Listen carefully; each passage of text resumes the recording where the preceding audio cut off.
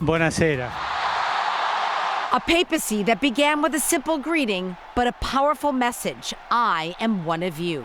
A former janitor and nightclub bouncer became the first Jesuit pope, the first from the New World, and the first pope to ever take the name Francis, in honor of St. Francis of Assisi, who devoted his life to the poor. The significance of that decision profound in the view of theologians from the College of the Holy Cross and Boston College. I think he's also making a statement about what the heart of the Catholic Church is and what the real heart of the Christian message is.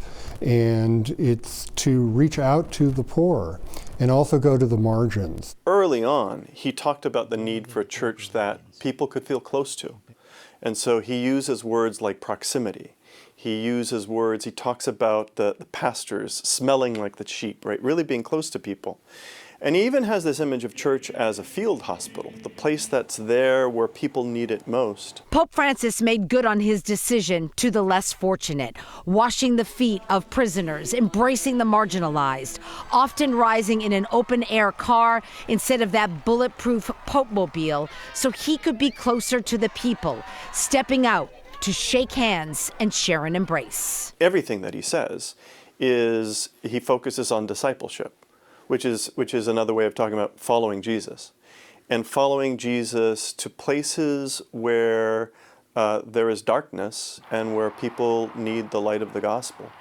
And so he consistently talks about going to the peripheries. This should be a church that goes out, because what it means to be a Christian is to be a person who goes out to the margins. Francis also eased the hard stance the church previously held on homosexuality, saying, quote, "A gay person who follows God, who am I to judge him?" Tolleranza zero. He also declared zero tolerance for the clergy's sex abuse crisis that has plagued the church for decades now. Pope Francis is very much aware, as we all are, as I am as a Catholic, that the Catholic Church has made grave mistakes in its history, the sexual abuse scandal being, one of the most grievous wounds the Catholic Church has ever suffered or inflicted upon itself. So I think his attitude about mercy, about forgiveness, about inclusion of victims and their narratives in the life of the church is very important. No matter what direction the church decides to take after Francis, his legacy will stand the test of time. He was going to be a pope who did stress the church of the poor and who did stress love of all creation and the need to care for all creation as an important part of Catholic teaching.